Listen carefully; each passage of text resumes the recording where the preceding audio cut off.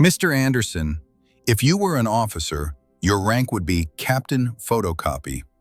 That line echoes through a different courtroom, a different time. But today, February 6th, 2026, in the JAG courtroom at Naval Base San Diego, the words cut deeper. Ms. Mitchell. Rear Admiral Marcus Brennan stands at the front of the room, 2 stars on his collar, 30 years of service etched into the lines around his eyes. He surveys the gallery like a man surveying his kingdom. If you were an officer, he pauses, lets the conditional hang in the air. What rank do you think you'd hold? The courtroom holds its breath. Captain? Brennan's smile spreads slow. Commander, perhaps.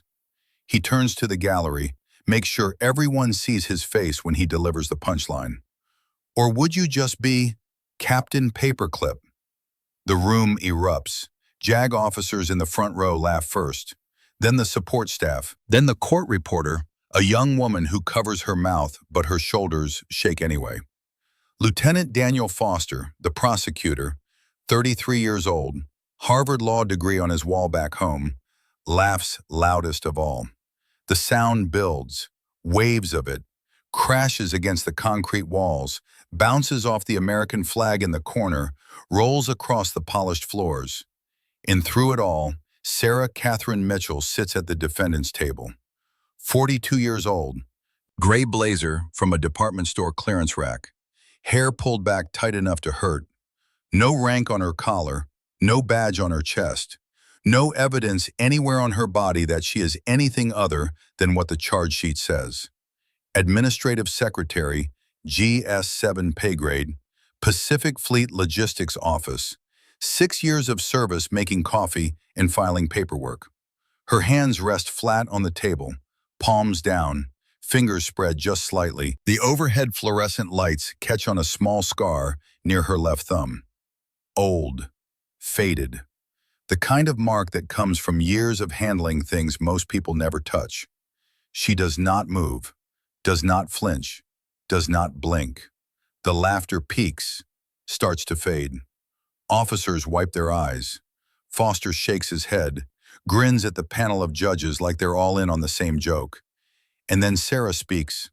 Her voice comes quiet, so quiet the court reporter has to lean forward to catch it. Higher than yours, Admiral. The laughter stutters, chokes, dies halfway. You just don't know it yet. For one heartbeat, the room goes silent. Then it explodes again, louder this time, crueler.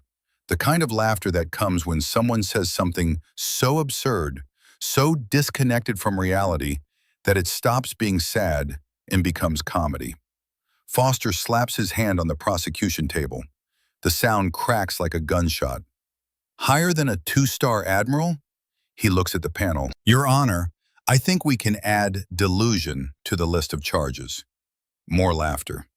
The presiding captain, a man named Richardson with silver hair and 30 years of distinguished service, tries to restore order. Bangs his gavel once, twice. The sound gets lost in the noise. But in the back row, in the section reserved for advisory personnel, one man does not laugh. Master Chief Petty Officer Raymond Cole, 56 years old, 32 years in service. Face like weathered leather, hands like concrete blocks. He has seen things most of these officers only read about in briefings. Fallujah, Helmand Province, places that do not have names on any map. He sits perfectly still, watches Sarah Mitchell the way a hunter watches a trail at dawn. He notices things. The way her hands rest on the table, flat, steady, no tremor, no tension. The way a surgeon's hands rest before an operation. The way a sniper's hands rest before a shot. The way she breathes. 4 seconds in, 4 seconds hold, 4 seconds out. Box breathing, tactical breathing, the kind taught to combat medics before they go into hot zones. The kind taught to EOD techs before they cut the red wire or the blue wire. The kind taught to special operators sitting in the belly of a helicopter, waiting for the green light, waiting for the moment when the door opens and the world becomes fire and movement. Not the kind taught to secretaries. Cole opens the small notepad he always carries. Government issue. Green cover. He writes in the neat, compact handwriting of a man who learned to take notes in the back of moving vehicles on bad roads. Subject, S. Mitchell. Observation, tactical breathing pattern 444. Combat trained? Check full service record. All layers. He underlines all layers twice. The laughter finally dies. Richardson gets control of his courtroom. Brennan returns to his seat in the front row, still smiling, still playing to the gallery. Foster stands, straightens his uniform. He wears it well, pressed, crisp. The uniform of a man who has never had to sleep in it, never had to wear it for 3 days straight because there was no safe place to take it off. Your Honor, if we may proceed, Richardson nods. The court will hear the charges. Foster picks up a tablet, swipes through screens with practiced ease. His voice shifts. No more laughter now. Now comes the voice he uses when he wants to sound like justice itself. The United States versus Sarah Catherine Mitchell. The defendant stands charged with multiple violations of the Uniform Code of Military Justice. Specifically, Article 132, Fraud against the United States. Article 106A, Espionage. Unauthorized transfer of military property valued at $4.8 million. He lets that number hang in the air. $4.8 million. In the gallery, someone whistles low. Another officer shakes his head. Foster continues. The evidence will show that over a period of 6 months, the defendant systematically accessed the Pacific Fleet procurement system. She used her credentials to authorize the transfer of military property to unauthorized locations. 40 M4 rifles, 28 M9 pistols, 16 tactical radios, 6 advanced targeting systems. He looks at the panel, makes eye contact with each of them. Equipment that disappeared from our inventory. Equipment that can kill our people. Equipment that is, at this moment, God knows where. Foster walks to the projection screen mounted on the wall, clicks a remote. The screen fills with data. Login records, username S. Mitchell, IP address traced to a workstation in building 447, Pacific Fleet Logistics Office, 3rd floor, northwest corner.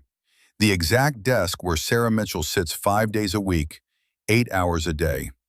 Digital signatures, 22 of them, each one on a transfer authorization form, each one dated and time-stamped, each one moving weapons from secure storage to transport vehicles that drove them to loading docks, that shipped them to destinations that do not exist in any official record.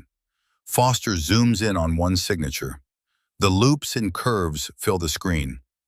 This is your digital signature, Ms. Mitchell, correct? Sarah looks at the screen, looks back at Foster. Yes. This is your username. Yes. This is your workstation IP address. Yes. Foster nods, like a professor whose student just gave the right answer to a very easy question. And these are transfer authorization forms bearing your signature, 22 of them, authorizing the movement of $4.8 million in military property. He pauses, lets the silence build. Do you deny that these are your authorizations? Sarah's voice does not change, still quiet, still steady. I deny that I authorized those transfers. Foster's eyebrows rise. But you just confirmed this is your signature. I confirmed my credentials were used. The distinction lands in the courtroom like a stone in still water. Ripples spread. Officers lean forward. The panel exchanges glances. Foster recovers fast. He did not make it to lead prosecutor by being slow. Your credentials were used by someone other than you? Yes. Someone who had access to your username and password? Yes. Someone who could sign your name perfectly? Digital signatures do not require handwriting, Lieutenant. They require credentials. Foster's jaw tightens. Just slightly, just enough for Cole to notice from the back row. Ms. Mitchell, in your 6 years working in the logistics office, Have you ever reported your credentials as compromised? No. Have you ever reported suspicious activity on your account? No. Have you ever filed a security incident report regarding unauthorized access? No. Foster spreads his hands, the gesture of a man presenting an obvious conclusion. Your Honor, the defendant wants this court to believe that someone with the technical sophistication to access a secure military database, someone with detailed knowledge of procurement procedures, someone with the ability to move millions of dollars in weapons, somehow did all of this using her credentials, from her computer, during her work hours, and she never noticed. He turns to Sarah. Ms. Mitchell, you sit at that desk every day. You use that computer every day. And you want us to believe you had no idea someone was using your account to commit federal crimes? I did not say I had no idea. The room goes very still. Foster blinks. Excuse me? I said I did not authorize the transfers. I did not say I was unaware of them. You were aware someone was using your credentials to steal military property, and you did nothing? I did something. What did you do? Sarah meets his eyes. I documented it. Foster stares at her. For 3 full seconds, he just stares. Then he laughs. Short, sharp. The laugh of a man who just heard something so ridiculous it broke through his professional composure. You documented it. Of course you did. He looks at the panel. Your Honor, may I continue with the evidence presentation? Richardson nods. Foster clicks to the next slide. Financial records, bank statements, account number 4782-9165-3384. Registered owner, Sarah C. Mitchell. 3 deposits over the last 6 months. $5,000, September 15th, 2025. $9,000, November 3rd, 2025. $15,000. January 12th, 2026. Total, $29,000 from offshore accounts routed through shell companies registered in the Cayman Islands. Foster lets the panel study the numbers. Ms. Mitchell, is this your bank account? My name is on the account. Did you open this account? No. But it is in your name? Yes. And these deposits, $5,000, $9,000, $15,000, appeared in this account? Yes. When did these deposits occur? Sarah does not need to look at the screen. September 15th, November 3rd, January 12th. Foster nods slowly, clicks to another slide. This one shows a timeline. Weapons transfers on the left. Bank deposits on the right. Transfer of 40 M4 rifles, September 8th. Deposit of $5,000, September 15th. Transfer of 28 M9 pistols, October 27th. Deposit of $9,000, November 3rd. Transfer of 16 radios and 6 targeting systems, January 5th. Deposit of $15,000, January 12th. 7 days. Exactly 7 days between each transfer and each deposit. Foster steps back, lets the panel see the pattern. 7 days, Miss Mitchell, every single time. 7 days after weapons disappear from our inventory, money appears in your account. He pauses. That is not a coincidence. That is a payment schedule. In the gallery, officers nod. The logic is simple, clean, obvious. But Cole writes another note. Payment schedule too clean, too obvious.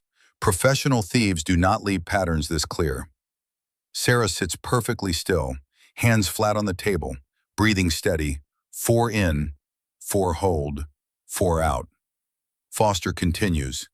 The prosecution will show that Ms. Mitchell had means, motive, and opportunity. She had access to the procurement system. She had financial need.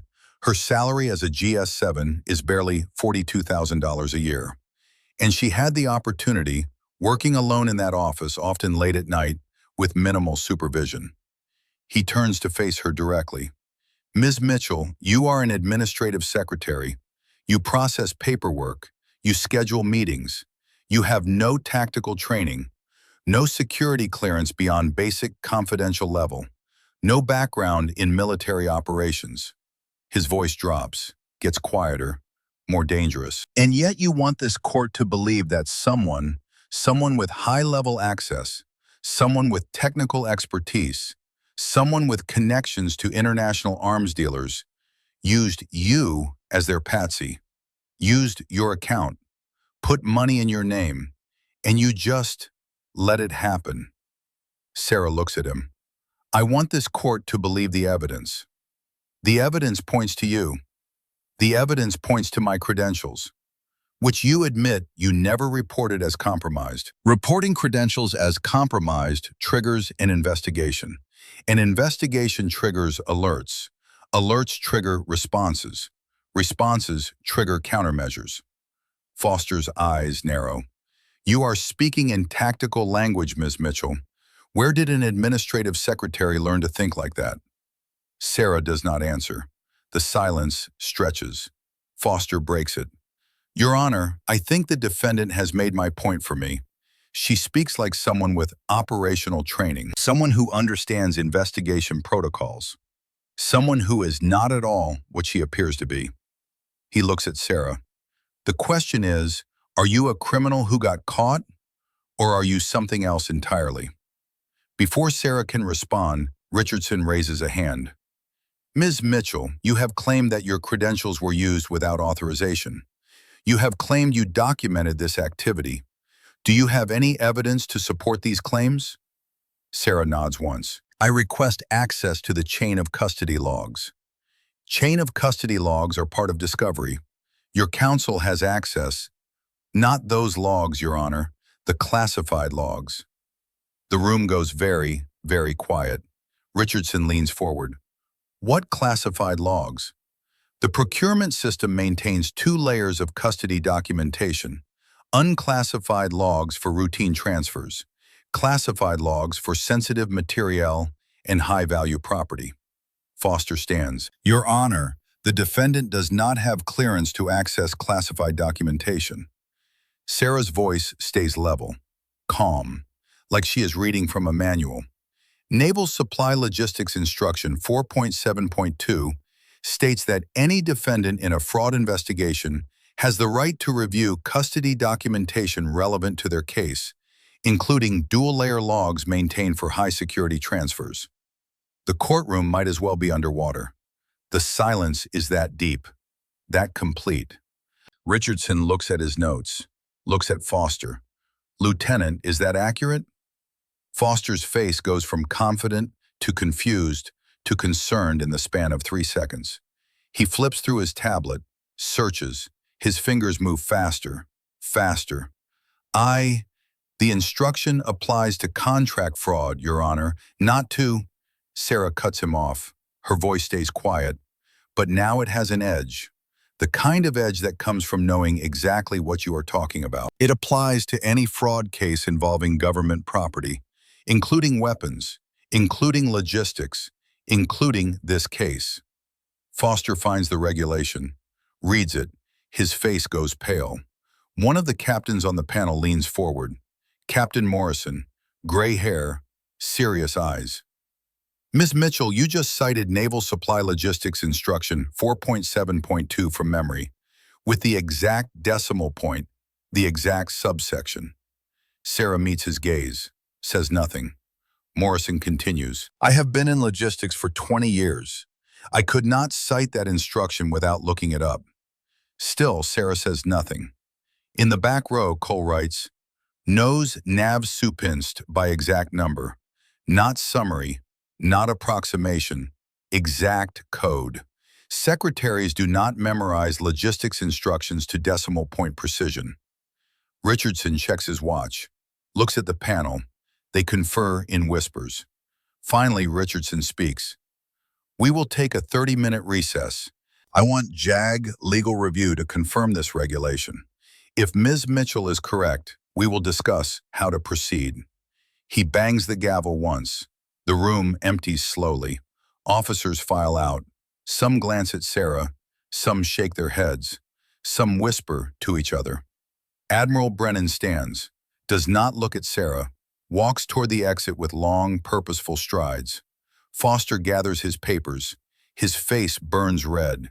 He avoids looking at Sarah now. Cole stays in his seat, watches Sarah being escorted out by two security personnel, watches the way she moves, balanced, weight on the balls of her feet, no wasted motion. The way someone moves when they have trained their body to be a weapon, or a tool, or both. When the courtroom is nearly empty, Cole stands, walks to the back of the room where Special Agent Catherine Sullivan sits.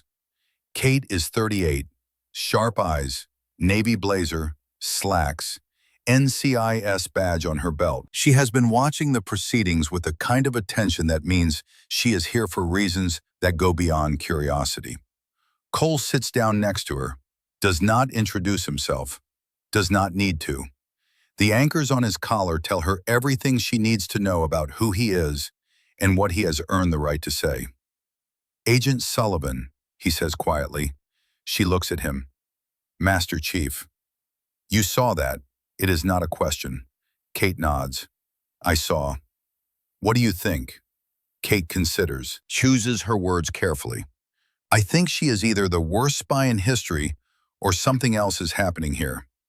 Cole hands her his notepad. She reads his observations. Tactical breathing, exact regulation citations, movement patterns. Kate looks up. You think she is not just a secretary. I think a secretary does not breathe like a combat medic. I think a secretary does not cite logistics regulations by exact decimal point. I think a secretary does not stay that calm when facing 20 years in prison. Kate closes the notepad, hands it back. I will make some calls. How long? 30 minutes, maybe less. She stands, walks toward the exit, pulls out her phone before she even reaches the door. Cole stays in the empty courtroom, looks at the defendant's table, at the chair where Sarah sat, at the exact spot where her hands rested. He has been in the Navy for 32 years. He has seen officers who crack under pressure. He has seen enlisted who fold when the questions get hard. He has seen men with medals and ribbons and decades of service break down and confess to things they did not do, just to make the interrogations stop. Sarah Mitchell did not crack, did not fold, did not break. She sat there and cited regulations and spoke in tactical language and breathed like someone who has been under fire.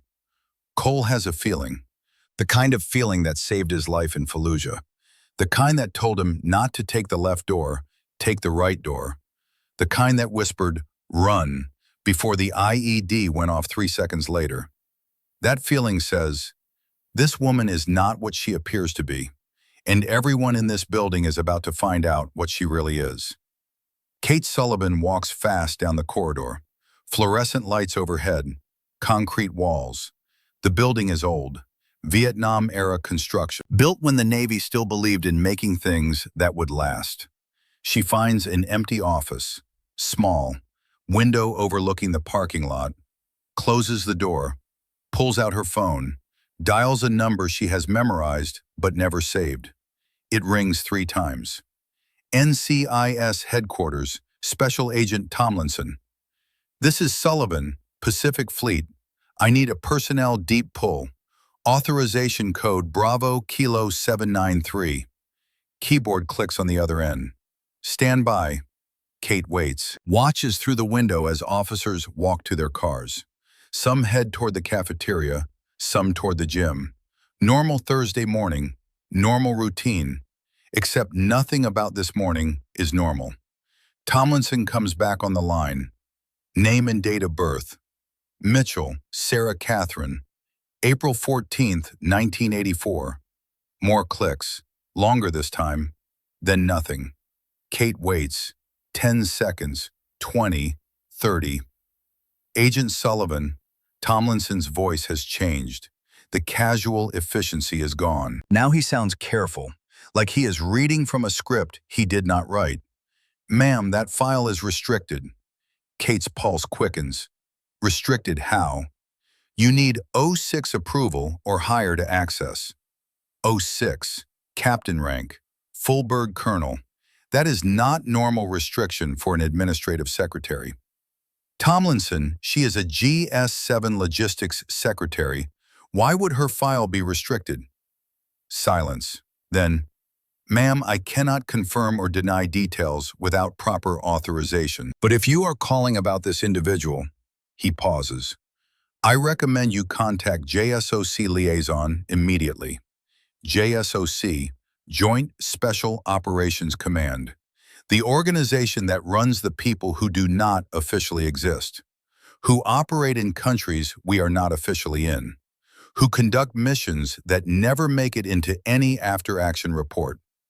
JSOC does not get involved with administrative secretaries accused of fraud, unless those secretaries are not really secretaries at all. Tomlinson, what am I looking at here? Ma'am, I have said all I can. Contact JSOC. They will know what to do. The line goes dead. Kate stands in the empty office, stares at her phone. She has been with NCIS for 12 years. She has investigated everything from petty theft to espionage. She knows when a case is simple and when a case is a door that opens onto something much bigger. This is a door, and Sarah Mitchell is standing on the other side, waiting to see who is smart enough to open it. Kate walks back toward the courtroom, finds Cole waiting in the hallway. Well, Kate keeps her voice low. Her file is restricted, JSOC level. Cole's face does not change, but his eyes do. They get harder, colder. JSOC does not protect admin staff. Exactly. They look at each other. Two professionals who have been doing this long enough to know when the game just changed. So who is she? Cole asks. I do not know yet, but whoever she is not sitting in that courtroom by accident. Then why is she letting them destroy her? Kate thinks about that, about Sarah sitting at the defendant's table, about the way she did not defend herself, did not argue, just answered questions and cited regulations and waited. Maybe, Kate says slowly, because she is waiting for something. For what? For someone to panic, for someone to make a mistake. Cole nods. The best way to catch a rat is to let it think the trap is empty. Exactly. The courtroom doors open. Officers file back in. The 30-minute recess is over. Cole and Kate take their seats. Wait. Richardson enters, sits, bangs his gavel. This court is back in session. Lieutenant Foster, JAG Legal Review has confirmed the regulation. Ms. Mitchell does have the right to request chain of custody logs, including classified documentation. Foster stands. His confidence is back. Shaky, but back. Your Honor, conducting a full review of classified logs could take weeks. This hearing cannot be delayed indefinitely. Richardson nods. Agreed. However, we can authorize a limited preliminary audit. Logs from the past 6 months. Access records for all personnel with procurement authority. He looks toward the gallery. Petty Officer Hayes, you are IT security for this facility. Can this be done today? A young man stands, 26, thin, nervous. Kevin Hayes. He wears the uniform of someone who spends more time behind a computer than behind a rifle. Yes, sir. It will take approximately 2 hours. Richardson nods. Then we will reconvene at 15:30 hours. This hearing is in recess pending system audit results. The gavel bangs. The room empties again. Admiral Brennan walks fast toward the exit, does not make eye contact with anyone. Kate watches him go, watches the way his jaw is tight, the way his hands are clenched. He is scared, she says quietly. Cole nods. Good. Scared people make mistakes. They watch Brennan disappear down the corridor. Somewhere in this building, a system audit is about to begin. Somewhere in this building, digital footprints are about to be traced. And somewhere in this building, someone who thought they were safe is about to realize they have been hunted for a very long time. Sarah Mitchell sits in the holding room. Small, concrete walls, fluorescent lights, one metal table, 2 chairs, a camera in the corner with a blinking red light. She sits, hands on the table, flat, still, eyes closed, breathing. 4 in, 4 hold, 4 out. People think patience is passive. They think waiting is weakness. They are wrong. Patience is a weapon. Waiting is strategy. She thinks back. July 2024, 2 years ago, almost to the day, NCIS Special Agent Catherine Sullivan and a colonel from JSOC walked into a coffee shop in downtown San Diego, sat across from her, slid a folder across the table. "Commander Mitchell," the colonel said, "we need your help." She had not been Commander Mitchell for a month. The forced retirement was still fresh. The falsified evidence, the investigation that destroyed her reputation, the quiet dismissal that came with no explanation and no appeal. She opened the folder, read the brief. Weapons disappearing from Pacific Fleet Logistics. Millions of dollars, no clear pattern, no obvious suspects. Just a slow bleed that someone very smart was orchestrating. "Why me?" she asked. Kate Sullivan leaned forward. "Because you designed the system they are using. You know it better than anyone alive, and you know how someone would exploit it." The colonel added, "We need someone who can go deep, someone who can become invisible, someone who can watch and wait and document without triggering any alarms." Sarah looked at the photos in the folder. Weapons crates, transfer logs, bank accounts. How long? As long as it takes. 6 months, a year, maybe more. She closed the folder. "What do I get?" "Nothing," the colonel said. "No rank, no recognition, no acknowledgement. If this works, your name never appears in any report. If it fails, you take the fall." Kate added quietly, "But you get the truth, and you get justice for the people these weapons might kill." Sarah sat in that coffee shop for 5 minutes, thinking. Then she said, "I am in." They gave her a new identity. Sarah Mitchell, Administrative Secretary, GS7. No military background, no special training, just another face in the bureaucracy. She worked that job for 8 months, watched, documented, built a database of anomalies. Then March 15th, 2025 happened. Lieutenant Jake Morrison, 29 years old, wife Amy, 4 children, Emma, Sophia, Lucas, Olivia. Lance Corporal Ryan Callahan, 31 years old, newlywed, married 8 months. Petty Officer First Class Marcus Johnson, 27 years old, single mother, 2 younger sisters he was putting through college. Their convoy drove into a kill zone in Al-Hasaka province, Syria. Ambush. Perfect timing. Perfect placement. The kind of ambush that only happens when someone sells the route. When someone takes money to betray the people who are supposed to come home. Sarah had trained Jake's logistics team. She had signed the orders that created the supply chain he relied on. She had built the system that was supposed to keep him safe, and someone in her network sold him. That is when this stopped being a mission and became personal. She spent the next 10 months building an airtight case, not against one person, against an entire network. And today, February 6th, 2026, the trap springs. Sarah opens her eyes. The camera in the corner blinks. Red light, steady pulse. Someone is watching. Let them watch. Let them think she is trapped. Let them think she is powerless. She knows something they do not know.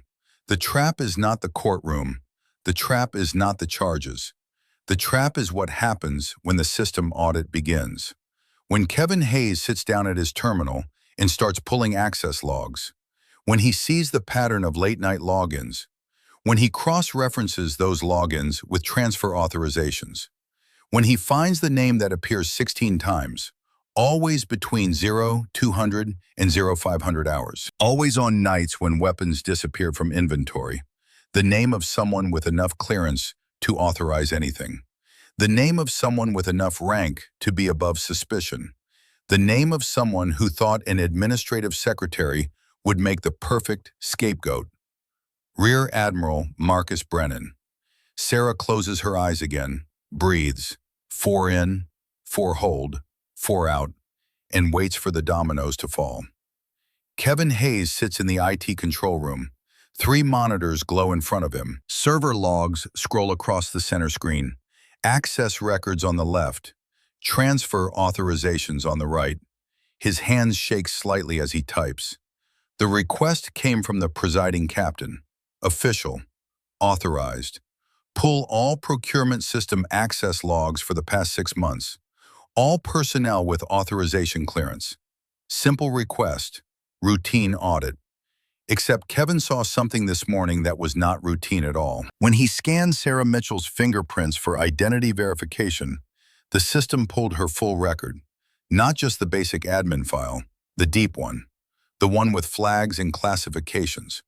And for exactly 2 seconds before the file encrypted itself and locked him out, he saw words that made no sense for a secretary. Commander, Naval Special Warfare, Clearance, Tango Sierra, SCI, Status, Active, Assignment, Classified. Then the screen went blank. Access denied. Contact NCIS for authorization. Kevin told himself he misread it. Network lag, display error, something, but he did not misread it. And now he sits here pulling logs, and his hands will not stop shaking. The door opens. Chief Tom Briggs walks in, 45 years old, Kevin's direct supervisor. Good guy, fair boss, always brings donuts on Fridays. Hayes, you good? Kevin minimizes the window reflexively. Yes, Chief. Just running the audit Captain Richardson request. Tom squints at him. You look like you saw a ghost. Kevin forces a smile. Long morning. Tom nods, pours himself coffee from the pot in the corner. Yeah, that trial is a mess. Between you and me, I think they got her dead to rights. Sir? Mitchell. Who forges transfer docs and leaves their own name on everything? Either she is the dumbest criminal I have ever seen or... Tom shrugs. Actually, no, she is just dumb. Kevin does not answer. Tom claps his shoulder. Anyway, Foster wants the evidence files backed up before the afternoon session. Make sure nothing corrupts. Will do, Chief. Tom leaves. Kevin sits alone, stares at the screen. He could just run the audit, pull the surface logs, give them what they asked for, stay in his lane. But something about Sarah Mitchell sitting in that courtroom, calm as glass while they tore her apart, bothers him. Something about the way she cited that regulation. Exact number, exact subsection. Something about that file he saw for 2 seconds. Kevin makes a decision. He opens the deep access portal, the one reserved for security investigations, the one that requires elevated credentials. He has those credentials. IT security. He is supposed to use them for troubleshooting, for recovery operations, for authorized investigations. This is not exactly authorized, but Captain Richardson requested an audit of all personnel with procurement access. All personnel. Kevin types. Filter by procurement system access. Past 6 months. Time range 0000 to 0600 hours. The system thinks, processes, returns results. 87 access events. Kevin filters further. Group by user, sort by frequency. The list reorganizes. 3 names rise to the top. Lieutenant Commander Patricia Vance, 12 late-night logins, all between 0100 and 0300 hours. Captain Robert Hammond, 9 logins, all between 0200 and 0400 hours. Rear Admiral Marcus Brennan, 16 logins, all between 0230 and 0445 hours. Kevin stares at the screen. 16 times. A 2-star admiral accessed the procurement system in the middle of the night. 16 times in 6 months. He cross-references the dates with the weapons transfer logs. September 7th, Brennan login at 0312 hours. September 8th, transfer authorization for 40 M4 rifles. October 26th, Brennan login at 0358 hours. October 27th, transfer authorization for 28 M9 pistols. January 4th, Brennan login at 0427 hours.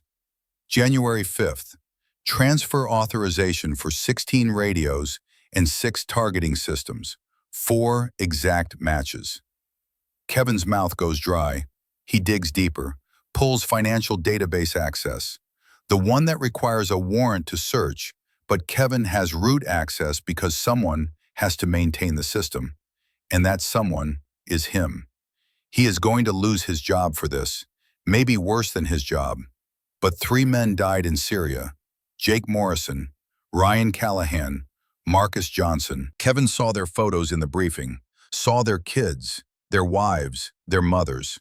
He types, "Search financial records, subject Marcus Brennan." The system returns, "Access restricted, '06 authorization required." Kevin overrides it, uses his root credentials, the ones that say he can access anything on this network for system maintenance and security purposes. The file opens. Bank accounts, domestic, international, offshore. 3 accounts registered in the Cayman Islands, held through shell companies with names like Sentinel Holdings and Iron Gate Ventures and Pacific Defense Solutions. Deposits over the past 2 years, $1.4 million. The deposits started small, 5,000 here, 8,000 there. Then they got bigger, 15,000, 20,000, 35,000. The most recent deposit, January 18th, 2026, $80,000. Kevin sits back, stares at the ceiling. A 2-star admiral, 30 years of service, combat deployments, medals, ribbons. The man who stood in that courtroom this morning and called Sarah Mitchell Captain Paperclip. That man has $1.4 million in offshore accounts. That man accessed the procurement system 16 times in the middle of the night. That man's access times match exactly with weapons transfers that Sarah Mitchell is being blamed for. Kevin's phone is in his hand before he realizes he picked it up. He texts Master Chief Cole, the old guy from the back row, the one who did not laugh when everyone else did. Need to talk. Urgent. 3 dots appear immediately. Cole is typing. IT control room, 5 minutes. Kevin deletes the text thread, clears his browser history, closes the financial database. His heart pounds. 5 minutes feels like 5 hours. The door opens. Cole enters, closes it behind him, does not say anything, just looks at Kevin with those hard, weathered eyes. Master Chief, Cole raises a hand. Show me. Kevin turns the monitor, pulls up the access logs, the financial records, the timeline. Cole reads, does not speak, does not move. Just reads with the kind of focus that makes Kevin understand why this man survived 32 years in the Navy. Finally, Cole speaks. Does Foster know? I do not think so. The file locked before he saw anything. Good. Cole pulls out his phone. Keep it that way. Master Chief, what is going on? Is Mitchell really? Cole's voice drops, gets very quiet, very hard. Son, you did not see anything, understand? Kevin blinks. But you did not see anything. The words land like an order, the kind that does not get questioned. If you care about doing the right thing, you will keep your mouth shut until someone with more stars than Foster tells you otherwise. Kevin nods, fast. Yes, Master Chief. Cole looks at the screen one more time, at Brennan's name, at the $1.4 million, at the pattern that is so clear, so obvious, that anyone looking at it would know exactly what happened. Copy these files to a secure drive, encrypted, then wipe your access logs. Master Chief, that is in order, Petty Officer. Kevin swallows. Yes, Master Chief. Cole leaves. Kevin sits alone in the humming server room, copies the files, encrypts them, wipes his tracks as best he can. He just helped expose a 2-star admiral. He either just ended his career or saved it. He will find out which one soon enough. Cole walks fast down the corridor, pulls out his phone, dials Kate Sullivan. She answers on the first ring. Cole, server room, now. Bring encryption gear. What did you find? Everything. The line goes quiet for 2 seconds. On my way. Cole reaches the server room before Kate does. It is in the basement, cold. Rows of black towers humming, cables running across the ceiling like veins. Kate arrives 3 minutes later, carries a small tactical bag. NCIS issue. Cole hands her the encrypted drive Kevin prepared. Brennan accessed the procurement system 16 times in 6 months, all between 0200 and 0500 hours. 4 exact matches with the transfer dates Mitchell is being charged for. Kate plugs the drive into her tablet, pulls up the files. Her face stays neutral, professional, but her eyes get harder with every line she reads. Financial records too, 1.4 million in offshore accounts. Cole nods. 3 shell companies, Cayman Islands. Kate scrolls to the financial data, stops, zooms in on one account name, Sentinel Holdings. She looks at Cole. That name mean anything to you? No. Should it? I do not know yet, but if Brennan is connected to a company called Sentinel and Mitchell mentioned documentation, Kate trails off, thinking, what are you seeing? Kate sets the tablet down, looks at Cole. I am seeing a case that just got a lot bigger than one corrupt admiral. How much bigger? Sentinel Holdings has defense contracts, plural, with multiple branches. If Brennan is feeding them weapons through fraudulent transfers, and if Mitchell has been documenting it, Cole finishes the thought, then this is not about 4.8 million in stolen guns. This is about a network. Exactly. They stand in the cold server room, listen to the towers hum. Kate speaks first. We need to bring this to someone higher than Foster, someone who can stop the trial before it goes too far. Colonel Crawford, DOD Inspector General. He is on base today for another case. Kate checks her watch. 12:45 hours. We have 45 minutes before the afternoon session. Not enough time.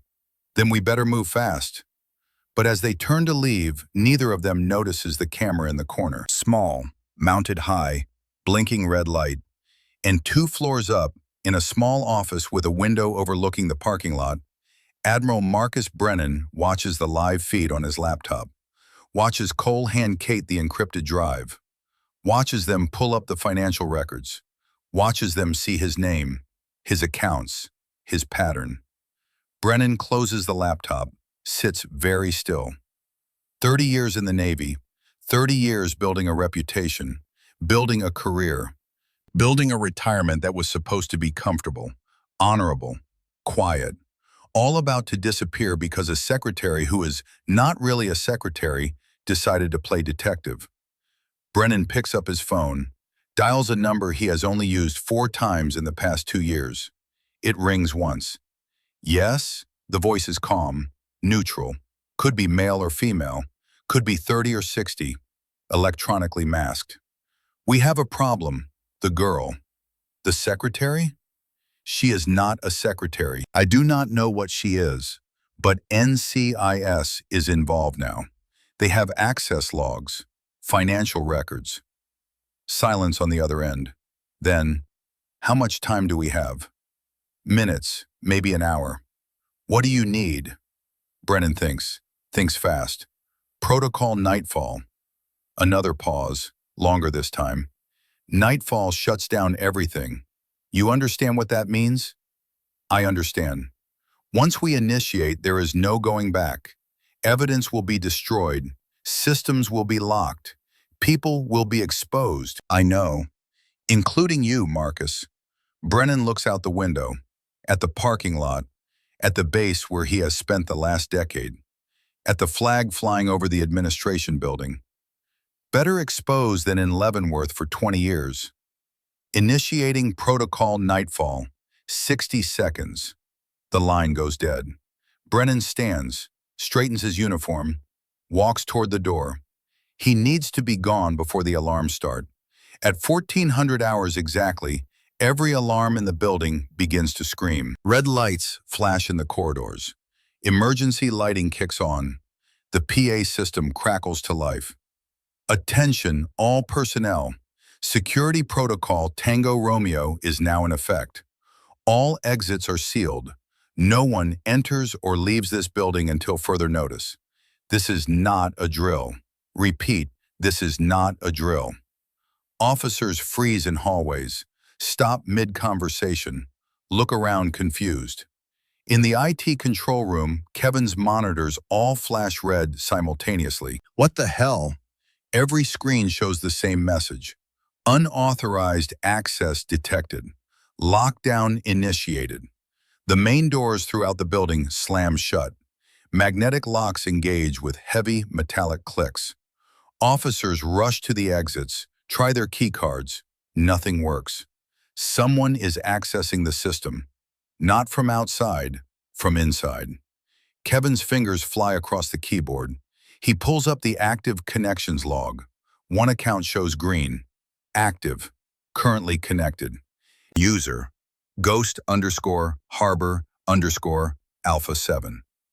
Kevin stares at it. That account should not exist.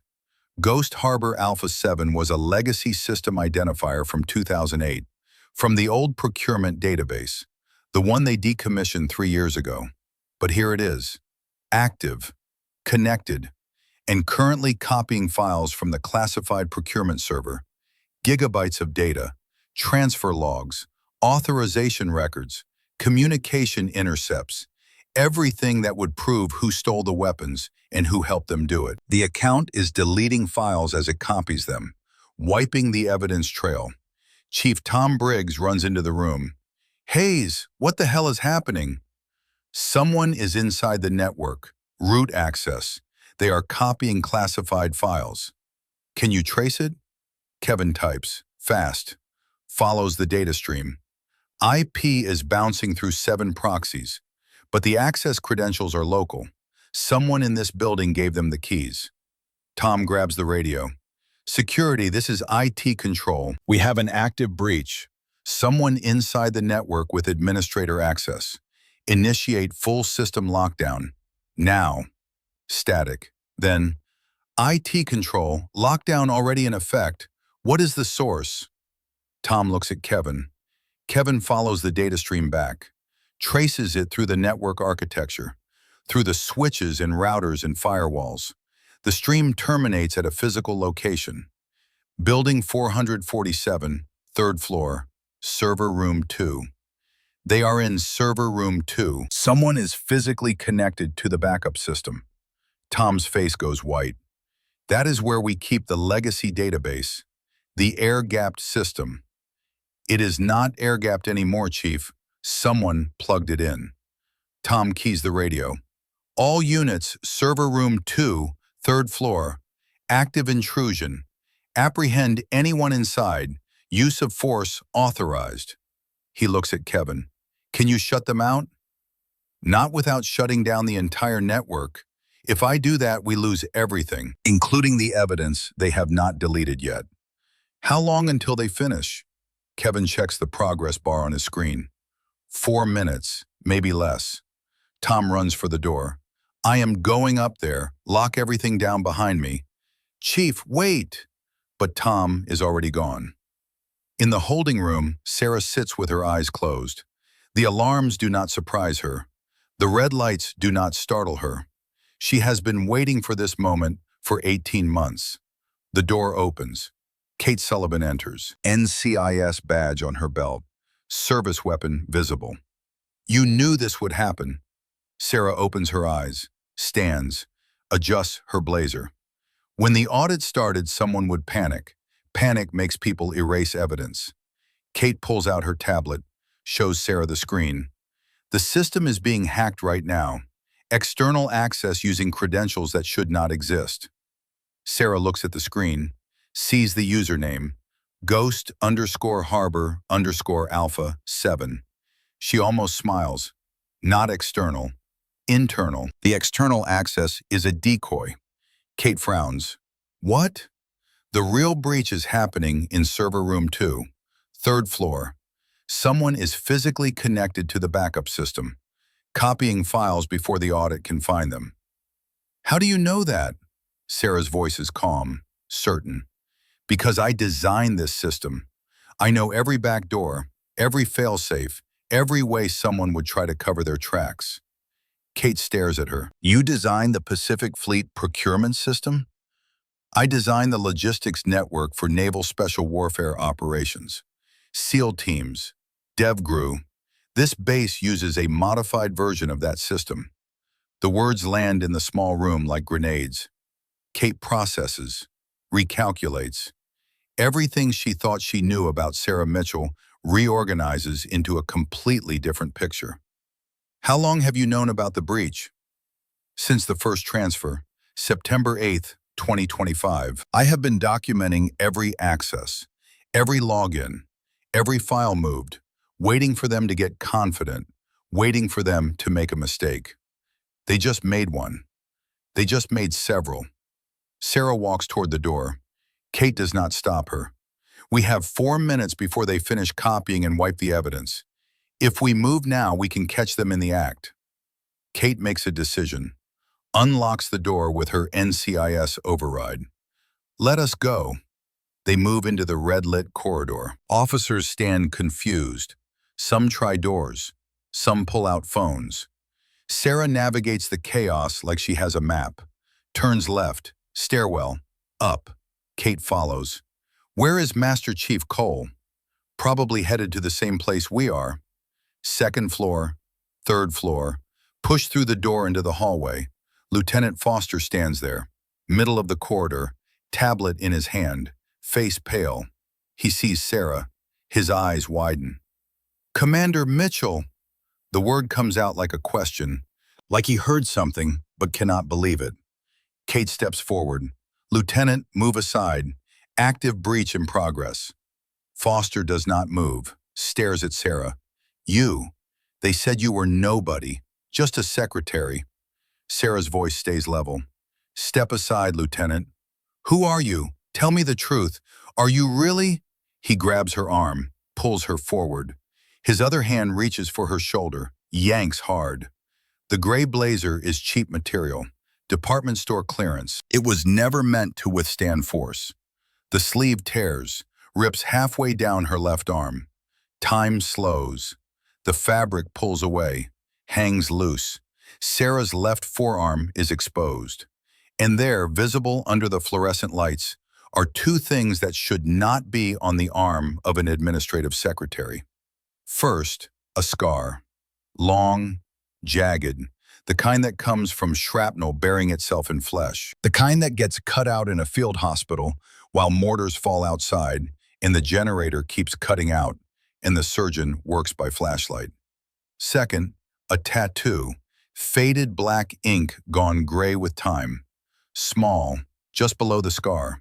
A trident, an anchor, the number 7, the SEAL Team Logistics insignia, the old one, the one they banned in 2009 when the Navy decided unit tattoos were unprofessional, the one that only exists on the arms of people who served before the regulation changed. Foster lets go, steps back.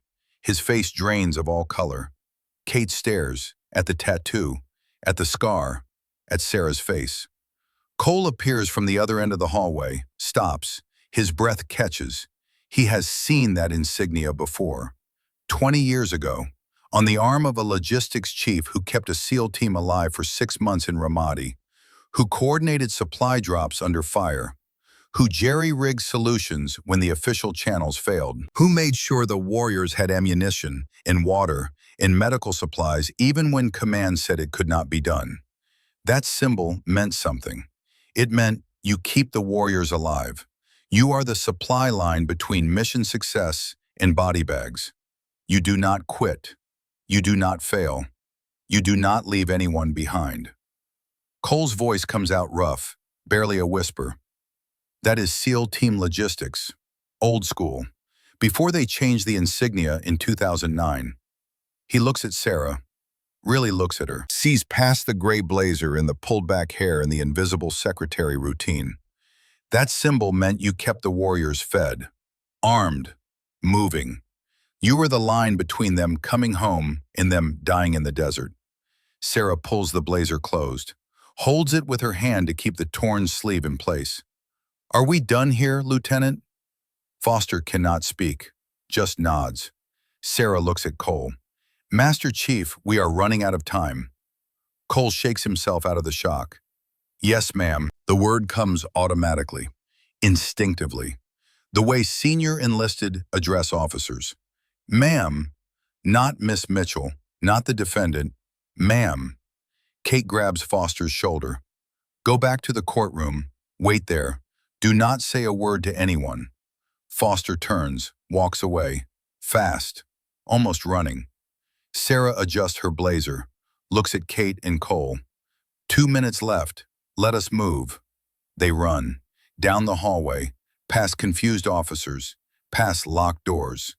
Server room 2 is at the end of the corridor. 2 guards stand outside. One young, maybe 20, seaman apprentice by his collar. The other, older, harder, petty officer first class Miller. Miller steps forward. Ma'am, this area is restricted. Lockdown protocols. Kate shows her NCIS badge. We have credible intelligence of an active breach in this room. Miller does not move. I have orders. No one enters without Admiral Brennan's authorization. Cole's voice cuts through, hard, cold. Son, I am Master Chief Petty Officer Raymond Cole. I have been in this Navy for 32 years.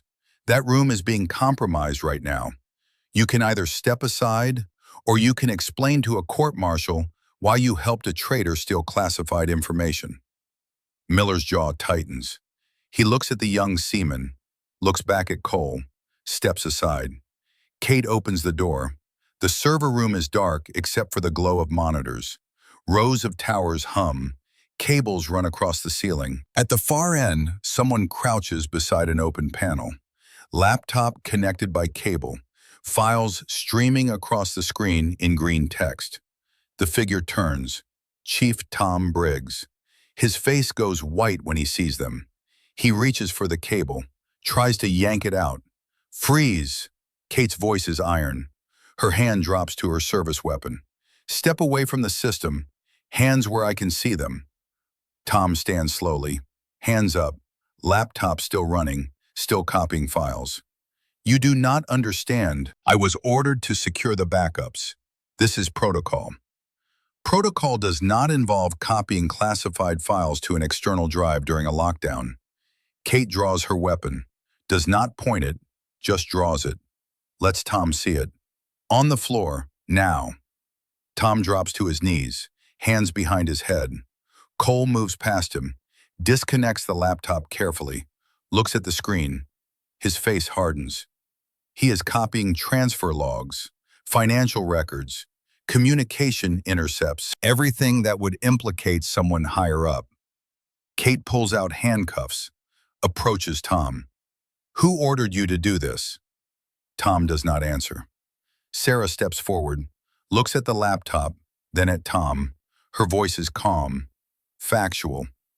You have been on Ironclad Solutions payroll for 2 years, $14,000 a month, deposited into an account under your wife's maiden name, Elizabeth Briggs, née Elizabeth Hartley. Tom's face crumbles. How do you know that? Because I have been watching you for 6 months. You and everyone else in this network. Sarah crouches to his level, eye to eye. You were the tech support, the one who set up the ghost accounts, the one who helped Admiral Brennan and his partners move weapons off the books and into private hands. Her voice gets colder. You thought you were untouchable because you stayed in the background, kept your head down, did the technical work while someone else took the risks. Tom starts crying, actual tears running down his face. I have 3 kids, college tuition, medical bills. They offered me money. I did not ask questions. Sarah stands, looks down at him. You did not ask questions when those weapons ended up in Syria, when a SEAL convoy got ambushed because someone sold their route to the enemy. She pauses. 3 men died, Chief. Lieutenant Jake Morrison, 29 years old, wife Amy, 4 kids. Emma is 8, Sophia is 6, Lucas is 4, Olivia is 2. Tom sobs harder. Sarah continues. Lance Corporal Ryan Callahan, 31, newlywed, married 8 months. Petty Officer First Class Marcus Johnson, 27, single mother, 2 younger sisters he was putting through college. Her voice is steel now. They died March 15th, 2025, Al-Hasaka province. Their convoy drove into a kill zone because someone sold the route, sold the timing, sold their lives. Sarah leans close. I trained Jake's logistics team. I put him in that convoy. And you helped sell the intelligence that killed him. Tom collapses, falls forward, hands on the floor, sobbing uncontrollably. Kate hauls him to his feet, cuffs him. Chief Petty Officer Thomas Briggs, you are under arrest for conspiracy, unauthorized access to classified systems, and aiding in the transfer of military property to hostile forces. She looks at Miller in the doorway. Take him to the brig. Miller and the young seaman drag Tom out. His sobs echo down the hallway. Cole picks up the laptop, checks the file transfer progress. He got 73% before we stopped him. We still have enough to build the case. Kate pulls out her radio. All units, locate Admiral Brennan. Detain for questioning. Do not let him leave the building. Static, then a response. Agent Sullivan, Admiral Brennan left the building 12 minutes ago. He used emergency override code on the main exit. Said he had urgent business at JSOC headquarters. Kate curses under her breath. He is running. Sarah's voice stays calm. No, he is calling in favors, trying to get someone higher to shut down the investigation before we finish. Cole looks at her. Can he do that? Sarah almost smiles. Not if the people I called get here first. Kate stares. The people you called? Sarah walks toward the door. You will see. They move back, downstairs. The lockdown is still active. Red lights still flash. Officers still crowd the hallways demanding answers. Foster appears again, face red, angry, confused. What is going on? Why is the building locked down? I have a hearing to finish. Kate ignores him, keeps moving. Foster grabs her arm. Agent Sullivan, I am the lead prosecutor in a federal fraud case. I demand to know. Sarah turns, looks at him. Lieutenant Foster, in approximately 10 minutes, this entire case is going to be overturned. I suggest you start thinking about how you will explain to your superiors why you charged the wrong person. Foster's mouth opens. Nothing comes out. They reach the courtroom level. The presiding captain is there, the panel officers, all looking confused and angry. Captain Richardson sees Kate. Agent Sullivan, what is the meaning of this lockdown? We have a hearing to conclude. Kate steps forward. Sir, with respect, this hearing is no longer about Ms. Mitchell. We have evidence of a larger conspiracy involving flag officers and civilian contractors. The lockdown is for security purposes while we secure that evidence. Richardson's face darkens. Flag officers? Agent Sullivan, you better have solid proof before making accusations like that. Before Kate can respond, the main doors burst open. Not the courtroom doors, the building entrance doors, the ones that have been magnetically sealed for the past 30 minutes. They slam open with enough force to echo through the entire floor. 3 figures walk in. The first is a woman, 55 years old, 3 stars on her collar. Vice Admiral. Her face is weathered, hard, the kind of face that comes from decades at sea and in war rooms. She walks with the confidence of someone who has commanded fleets, who has sent ships into combat, who has made decisions that cost lives and saved lives and changed the course of operations. Vice Admiral Margaret Blackwood. Beside her walks Captain James Reeves, 48 years old, NCIS Director for Pacific Fleet, tall, broad-shouldered, service khakis, sidearm on his belt, the kind of man who looks like he could still pass the physical fitness test, and probably does it every quarter just to prove a point. And third is Colonel William Crawford, 52, Department of Defense Inspector General, wire-rimmed glasses, gray hair, carrying a briefcase that probably contains enough evidence to end a dozen careers. Every officer in the room stands. It is not a choice. It is reflex, instinct. 3 stars walk in, you stand. The room goes absolutely silent. Admiral Blackwood stops in the center of the courtroom. Her voice carries like a cannon shot across water. "Where is Commander Mitchell?" Sarah steps forward. "Here, ma'am." Blackwood walks toward her, stops 3 feet away. Then she salutes, sharp, crisp, the kind of salute that carries the weight of decades, the kind that says, "I recognize your rank. I recognize your service. I recognize what you have sacrificed." "Commander Sarah Catherine Mitchell, welcome back to active duty, ma'am." The courtroom might as well be on the moon. The silence is that complete, that profound. Foster drops his tablet.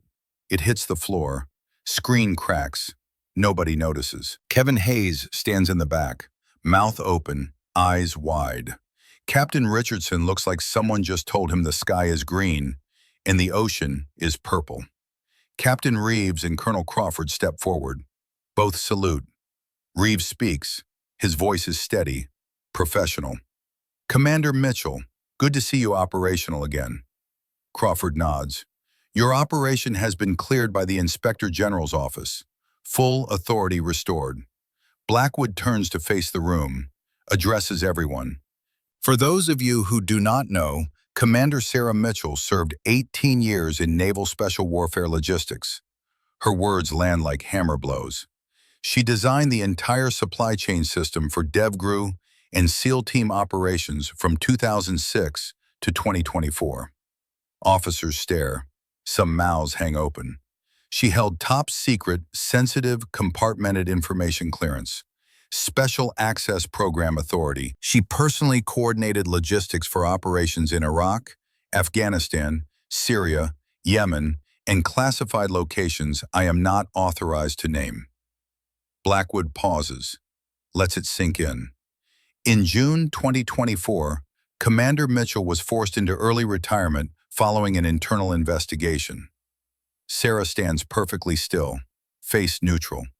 That investigation was later found to be based on falsified evidence planted by individuals seeking to remove her from a position where she could detect their corruption. The charges were dropped. Her record was sealed. Blackwood's voice gets harder. In July 2024, NCIS and JSOC approached Commander Mitchell with a proposition. She looks at Sarah, then back at the room. "Go back undercover. Work as a low-level administrative secretary in the logistics office. Use her knowledge of the system to identify leaks, to find the people selling our weapons, to stop the kind of corruption that gets our people killed." The silence is absolute. Commander Mitchell agreed. Blackwood's voice drops, gets quieter, but somehow more powerful. She gave up her rank, her reputation, her identity. She let people mock her, insult her, treat her like she was invisible, all so she could do her job. She looks directly at Brennan's empty seat, all so she could find the people responsible for killing 3 of our warriors in Syria. Sarah stands at attention, does not move, does not speak, just breathes. 4 in, 4 hold, 4 out. The trap has sprung, and every person in this room just realized they have been hunting with the wolf instead of running from it. Kate Sullivan steps forward. Her voice cuts through the stunned silence. "Ma'am, we have evidence that Rear Admiral Brennan is involved. He accessed the procurement system 16 times in 6 months. All late-night sessions, all correlating with transfer windows."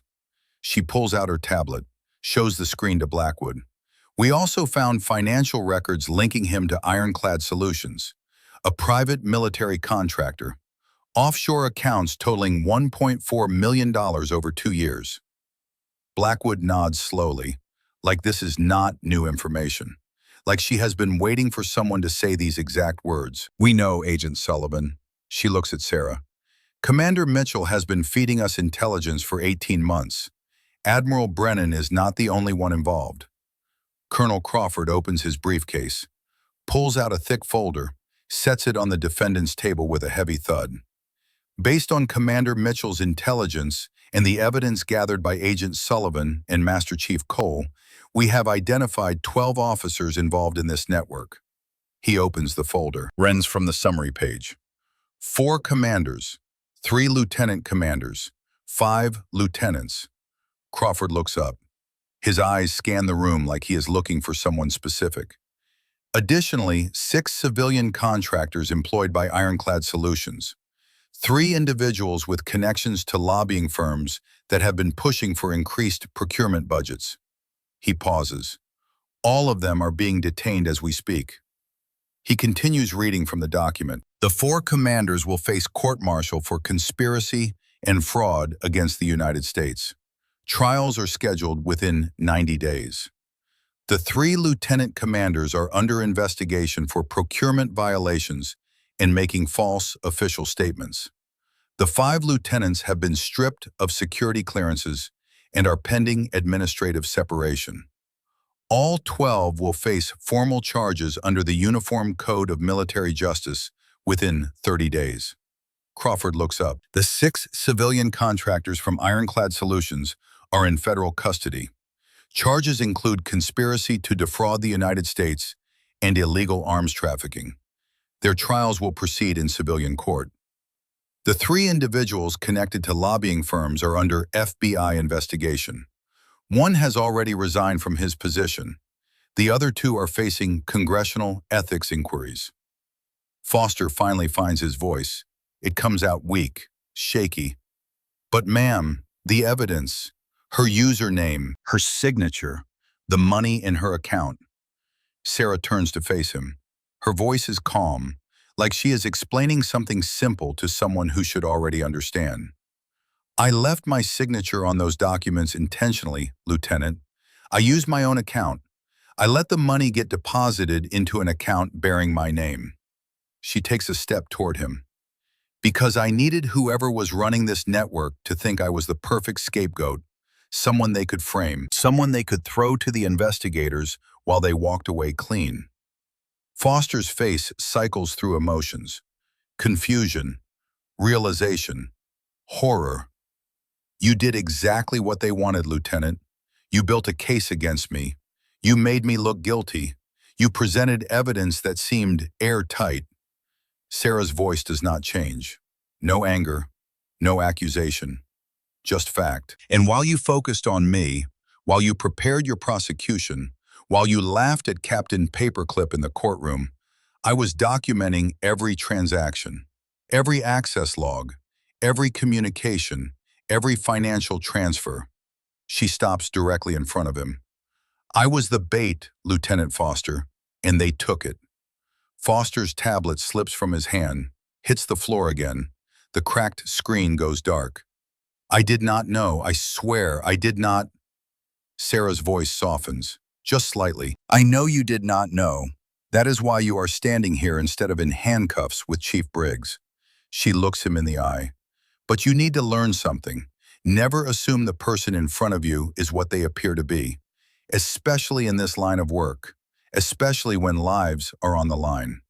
Foster nods, cannot speak, just nods. Captain Richardson stands. His voice shakes slightly. Commander Mitchell, on behalf of this panel, I owe you an apology. We should have questioned the evidence more carefully. We should have... Sarah cuts him off, gently. Sir, you were working with the information you had. You followed procedure. You conducted the hearing as required. She glances at Blackwood, then back to Richardson.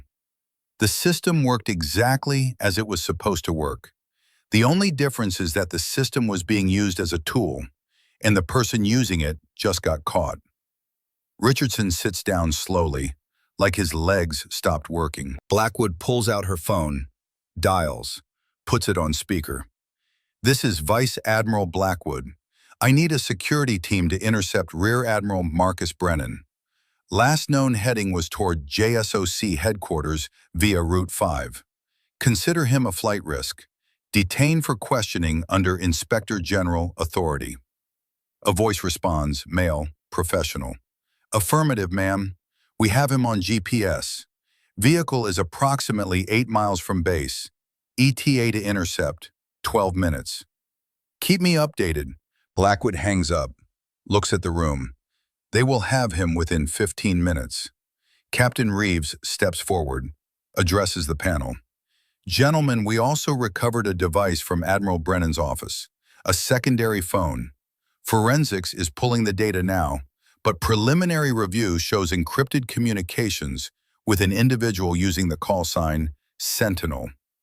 Sarah's eyes flicker, just slightly, but Cole notices from across the room. Reeves continues. Messages reference next shipment and route designations. We believe Sentinel is the broker, the connection between corrupt officers and buyers. Blackwood looks at Sarah. Commander, you have been trying to identify Sentinel for how long? 20 months, ma'am, since July 2024. This phone might finally give us the link. Sarah nods, but her face shows something else, something careful. Permission to speak freely, ma'am? Granted. Sentinel is not one person. It is a protocol, a network. Brennan is a node, an important node, but removing him does not shut down the operation. The room goes quiet again. Crawford adjusts his glasses. Commander, are you saying there are more officers involved beyond the 12 we identified? Yes, sir.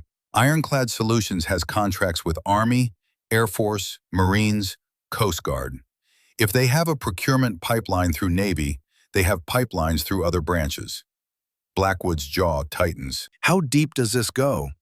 Deep enough that 18 months of investigation only scratch the surface.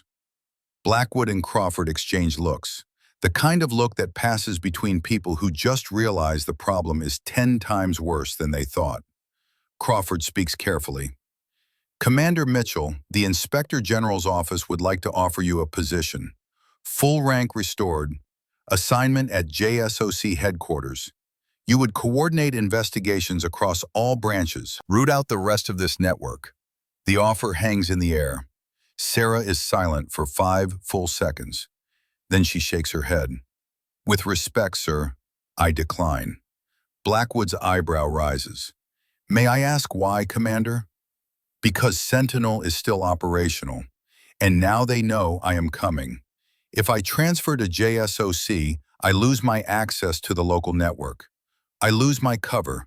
I lose the ability to operate as I have been operating. Sarah's voice is steady, certain. I have spent 18 months building this case, building these relationships, building the trust of people who thought I was nobody. I am not walking away until the job is finished.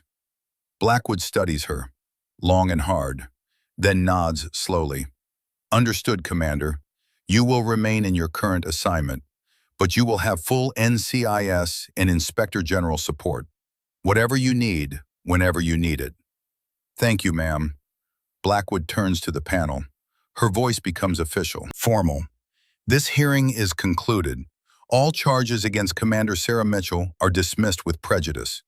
The court is dissolved. She looks at Foster. Lieutenant, you will provide full cooperation with the ongoing investigation. Any evidence you compiled will be turned over to NCIS immediately. You will make yourself available for interviews as required. Foster straightens. Yes, ma'am. Blackwood, Reeves, and Crawford walk toward the exit. Blackwood pauses at the door, looks back at Sarah. Commander, I meant what I said earlier. Welcome back. Her voice drops, gets quieter, more personal.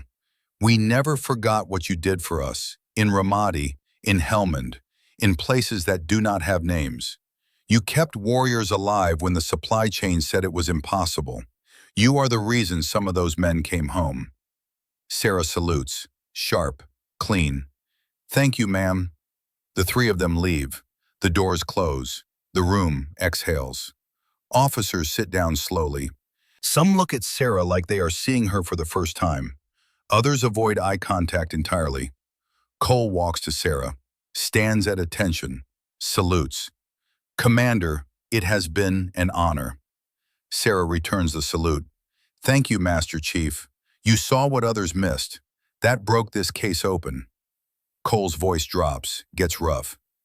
Ma'am, I have served 32 years.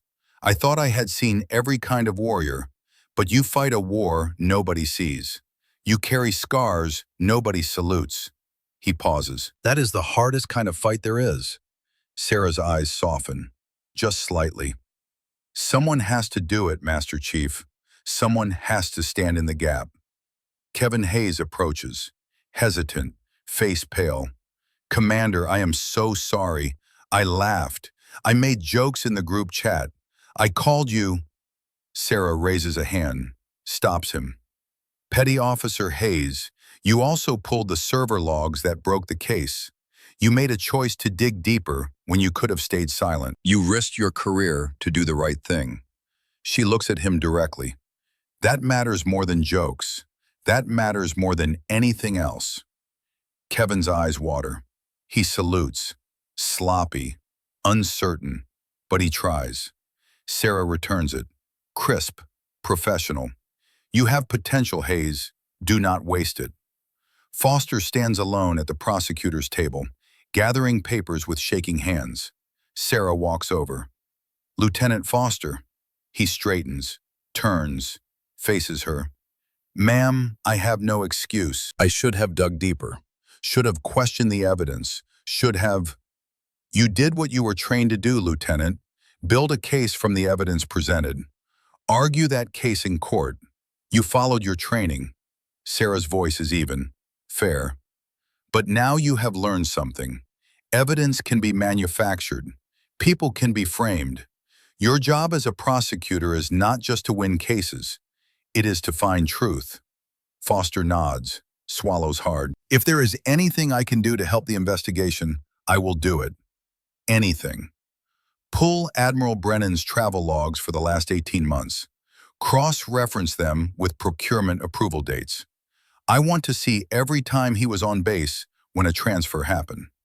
Foster grabs his cracked tablet, starts typing immediately. On it now, ma'am. Kate approaches. Commander, we need to debrief. There is a lot to unpack here. Sarah nods. Give me 10 minutes. I need to check something first. She walks out of the courtroom, down the corridor. Red lights are off now. Normal lighting restored. Lockdown lifted. She reaches the IT control room. Kevin is already there. Screens full of data. He looks up when Sarah enters. Ma'am? What did Chief Briggs copy before we stopped him? Kevin pulls up the file list. Transfer logs, financial records, communication intercepts, everything that would connect the officers to Ironclad Solutions. Did he succeed? 73% transfer complete. We stopped it before he finished. Do we still have enough? Yes, ma'am. The remaining 27% is redundant. We have everything we need to build the prosecution. Sarah looks at another monitor. What is that? Kevin follows her gaze. The ghost account, the one that triggered the lockdown. Chief Briggs set it up 2 years ago. It has root access to the legacy system. Can you trace where he was sending the files? Kevin types. Follows the data stream. Files were being uploaded to an encrypted server, offshore, registered in Cayman Islands. Server owned by a shell company called Sentinel Holdings. Sarah's expression does not change, but her eyes get harder. Sentinel Holdings, that is new. Kevin pulls up more data. Sentinel Holdings has contracts with 3 private military companies. Ironclad Solutions is one. The others are Black Ridge Security and Titan Defense Logistics. All PMCs, all operating in conflict zones. Yes, ma'am. Who owns Sentinel? Kevin shakes his head. Buried under layers of shell companies. It will take weeks to unravel, maybe months. Sarah straightens. Keep digging. I want to know who is at the top of this chain. Yes, ma'am. She walks out, moves through the building. Officers nod as she passes now. Some salute. She returns each one. Outside, the California sun is bright, warm. The parking lot is half full. Normal Thursday afternoon. A black SUV pulls up to the main entrance. Two NCIS agents step out. Between them, handcuffed, is Rear Admiral Marcus Brennan. His uniform is still crisp. His face is still hard. No fear, no panic, just cold calculation. Kate walks him toward the building. He sees Sarah standing by the entrance. He stops, looks at her. "Commander Mitchell." His voice is dry. "Or should I say, Secretary Mitchell, you played your role well." Sarah's voice is calm, professional. "Rear Admiral Marcus Brennan, you are under arrest for multiple violations of the Uniform Code of Military Justice. Article 104, aiding the enemy. Article 132, fraud against the United States. Article 106A, espionage. Conspiracy to commit murder in connection with the deaths of Lieutenant Jake Morrison, Lance Corporal Ryan Callahan, and Petty Officer First Class Marcus Johnson." Brennan's jaw tightens. "You think you have won? You have no idea what you just stepped into." "I know exactly what I stepped into, Admiral. A network of corrupt officers selling weapons to the highest bidder. A system designed to move military property off the books and into private hands. A conspiracy that got 3 SEALs killed when their convoy route was sold to the enemy." Brennan's face does not change. "You cannot prove that." Sarah pulls a phone from her blazer pocket. Brennan's eyes widen. Just slightly, just enough. It is his phone. The burner. The one he thought he left locked in his office drawer. Sarah holds it up. "This morning, Admiral, 08:45 hours. You were walking toward the courtroom. I was coming from the other direction. You were looking at your tablet, not paying attention. We bumped shoulders." She almost smiles. "You thought I was just a clumsy secretary who got in your way. You did not even look at me, just kept walking." Brennan's face goes pale. "I have very fast hands, Admiral. It comes with SEAL training. Pickpocket techniques, taught in advanced tradecraft courses. The kind of training secretaries do not get." She hands the phone to Kate. "Forensics will find everything on there. Messages to Sentinel, transfer coordinates, payment confirmations, routes that were sold, convoys that were ambushed, all of it." Kate takes the phone, looks at Brennan. "Rear Admiral Marcus Brennan, you have the right to remain silent. Anything you say can and will be used against you in a court of law. You have the right to an attorney. If you cannot afford one, one will be appointed for you." She nods to the agents. They lead Brennan inside. He does not look back, does not speak, just walks with his head up and his shoulders straight. The last bit of pride before everything falls apart. Cole steps beside Sarah, watches Brennan disappear into the building. That was satisfying to watch. Sarah's voice is quiet. "It is not over. He is one piece. There are others." "How many?" "Enough to make this war last a while." They stand in silence, watch the sun move across the sky. 2 weeks pass. The base returns to normal, or something close to normal. Officers work, ships deploy, training continues. But everyone knows. The words spread fast. Commander Mitchell, SEAL Team Logistics, 18 months undercover. 12 officers arrested. Sarah walks through the logistics office. Same gray blazer, same pulled back hair, same desk in the corner. To anyone watching, she is still the administrative secretary. But now when she passes officers, they step aside. Some nod with respect. A few salute when no one else is looking. She reaches her desk, pours coffee, black, no sugar. Kevin appears with a box of donuts. "Ma'am, I brought these, as an apology, for everything." Sarah takes one. "Thank you, Petty Officer Hayes. I also finished tracing Sentinel Holdings. It connects to 15 shell companies, all registered in different countries. Cayman Islands, Switzerland, Singapore, British Virgin Islands." He hands her a folder. "The ownership chain leads to 5 individuals, 2 retired generals, 1 former Pentagon procurement officer, 2 defense contractors with connections to Saudi Arabia and UAE. Sarah opens the folder, scans the names. All of them now work as consultants for private military companies. Yes, ma'am. Send the report to Agent Sullivan. She will coordinate with Inspector General Crawford. Already done, ma'am. Kevin hesitates. Commander, can I ask you something? Go ahead. Why did you come back? After they forced you out in 2024, after they destroyed your reputation, you could have walked away, started over somewhere else. Sarah looks at him, really looks at him. Because walking away would mean the people who got Jake Morrison killed would win. Someone had to stop them. I was the only one who knew the system well enough to do it. Kevin nods, salutes. Thank you, ma'am, for everything. Get back to work, Hayes. We have more ghosts to hunt. He leaves. Foster appears in the doorway. He looks different, thinner, older, like he aged 5 years in 2 weeks. Commander, do you have a moment? Sarah gestures to the chair beside her desk. Sit. Foster sits, pulls out a tablet. Ma'am, I pulled Admiral Brennan's travel logs, cross-referenced with procurement dates. He was on base for every single transfer, all 22 of them. He swipes to another screen. I also found something else.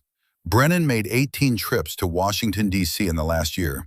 Every time he met with the same people, a lobbying firm called Kepler and Associates. Sarah's eyes narrow. Kepler and Associates represents Ironclad Solutions. Exactly, ma'am.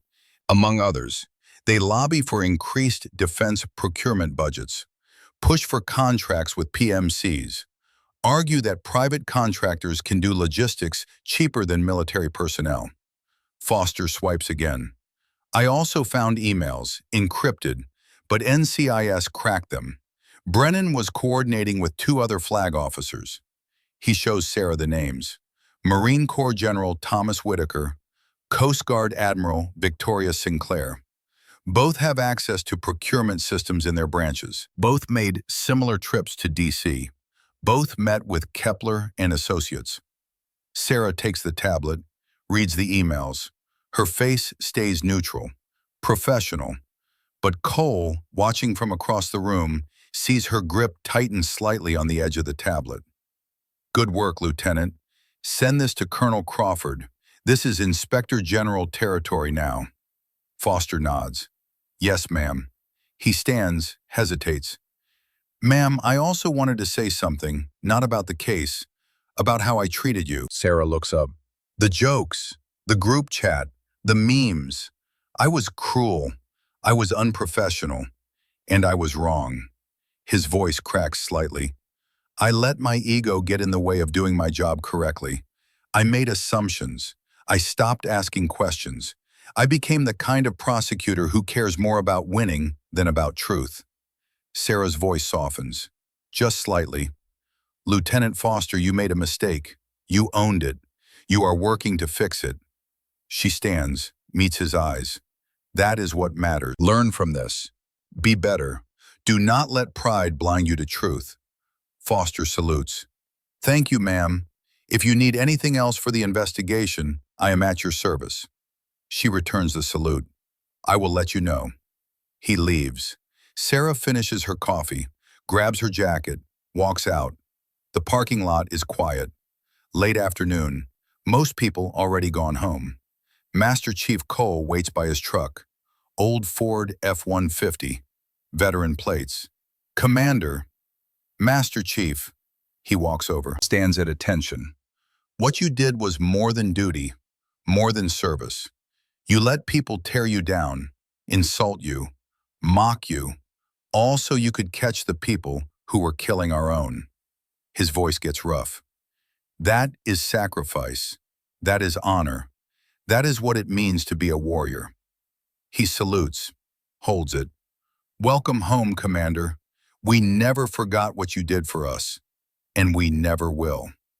Sarah's eyes are wet, just slightly, just for a moment. Thank you, Master Chief. That means more than you know. Cole's voice drops. You ever need anything, anytime, day or night, you call, I answer. I will remember that. He drives away.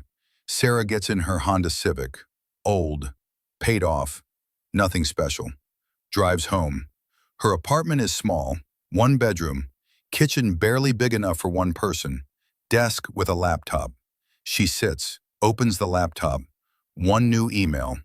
No sender, just a photo attachment. She clicks it. The JAG building, morning of the trial. Sarah walking up the steps. In the bottom corner, a symbol. Small, easy to miss. An anchor, the number 7. Below the symbol, one word, Sentinel. Sarah stares at it for 10 seconds, then opens another folder on her desktop.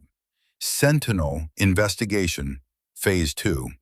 Dozens of files, surveillance photos, financial records, communication intercepts, a map, red dots scattered across the continental United States, Washington, D.C., Norfolk, San Diego, Jacksonville, Pearl Harbor, Fort Bragg, Nellis Air Force Base, Camp Pendleton.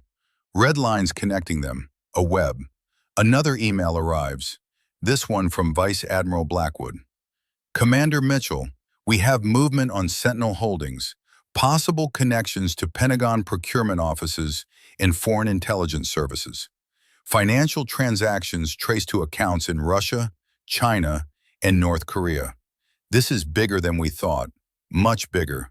Advise operational status. Sarah replies, 2 words, active, ready. She closes the laptop, walks to the window. The sun is setting. City lights starting to glow. San Diego spread out below. Somewhere in this city, Sentinel is planning their next move. Somewhere, officers are still selling weapons. Somewhere, people are still getting killed. But Sarah is patient. She has been hunting ghosts for 18 months. She can hunt for 18 more. Or 36, or however long it takes. 1 week later, NCIS interrogation room, Naval Base, San Diego. Admiral Brennan sits across the table from Kate Sullivan and Captain Reeves.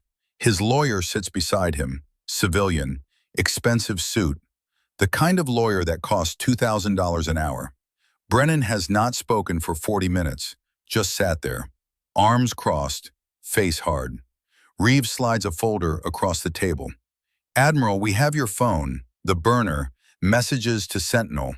We know you are not at the top of this chain. Brennan says nothing. Kate leans forward. We also have Chief Briggs's testimony. He is cooperating, fully. He gave us names, dates, amounts. Still nothing. Reeves opens the folder, pulls out photos.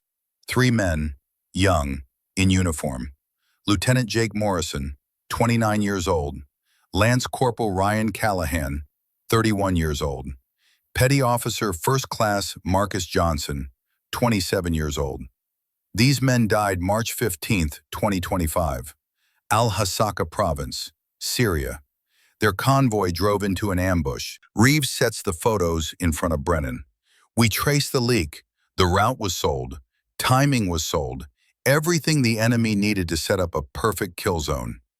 Kate pulls out another document. The route information came from the logistics database, accessed 4 days before the ambush, by someone with procurement clearance. She slides it across. The access logs show your username, Admiral, your credentials, your late-night login at 0342 hours. Brennan stares at the photos, at Jake Morrison's face, at his kids in the photo below. Emma, Sophia, Lucas, Olivia. His jaw tightens. Reeves' voice drops, gets quieter, more dangerous. Jake Morrison had 4 children. Ryan Callahan was married 8 months. Marcus Johnson was putting his 2 sisters through college. They trusted the system to keep them safe. They trusted their command. They trusted that their route would not be sold to the enemy. Kate leans in. You took money to betray that trust. You sold information that got 3 of our people killed. Brennan's lawyer puts a hand on his arm, whispers something. Brennan shakes his head, then speaks. His voice is rough, tired. You think this is about money? You think I did this for money? Reeves and Kate exchange glances. Brennan leans forward. My son, Lieutenant Andrew Brennan, Killed in Helmand Province, August 2012. IED blast. 24 years old. 3 months before he was supposed to come home. His voice cracks. Just slightly. Command said it was bad luck. Wrong place, wrong time. Tragic accident. But I dug. I called in favors. I pulled records. I found the truth. He looks at them both. His convoy route was compromised, sold to the Taliban by a corrupt logistics officer, someone who took money to betray their own people. Kate and Reeves exchange a look. The room temperature seems to drop 10 degrees. This is not greed. This is revenge. Kate's voice softens, just slightly. Admiral, we understand your loss, but... Brennan cuts her off. You understand nothing. You did not watch your son's casket come off a plane at Dover. You did not fold a flag and hand it to his mother while she screamed. You did not spend 3 years trying to get justice and watch the system protect the man who killed him. His hands shake on the table. So do not tell me you understand. You have no idea what it is like to know the system failed your son, and then to watch that same system reward his killer. Kate sits back. Who was it? Lieutenant Commander Richard Hayes, Logistics Office, Bagram Airfield. He took $50,000 to provide convoy schedules, routes, timing, everything. Brennan's fists clench. I reported it, went through channels, filed official complaints, provided evidence. You know what happened? Nothing. Hayes got transferred stateside, got promoted to commander, served another 6 years, retired with full pension and benefits. His voice is bitter now, cold. The system protected him because he was smart, because he had friends, because the Navy did not want the scandal. Reeves leans forward. So you became what you hated. You sold routes that got more sons killed? Brennan meets his eyes. I was practical. If the system is broken, if the system only protects people who know how to work it, then you might as well profit from it. Because justice is dead. Kate speaks quietly. Who is Sentinel? Brennan smiles, cold, humorless. You will never find them. They are connected to people who make admirals look like ensigns. People with real power, real protection. Give us a name. I do not have a name. I have a protocol, a dead drop system, encrypted messages, bank accounts. That is all anyone has. Reeves slides another document across. Then tell us about Kepler and Associates, the lobbying firm. We know you met with them 18 times. Brennan glances at it, shrugs. They represent defense contractors. They want increased procurement budgets. I provided information on upcoming needs, market intelligence.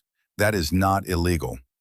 It is when that intelligence includes classified information about operations. Brennan's lawyer intervenes. My client has cooperated sufficiently. Unless you have specific questions about specific charges, Kate cuts him off.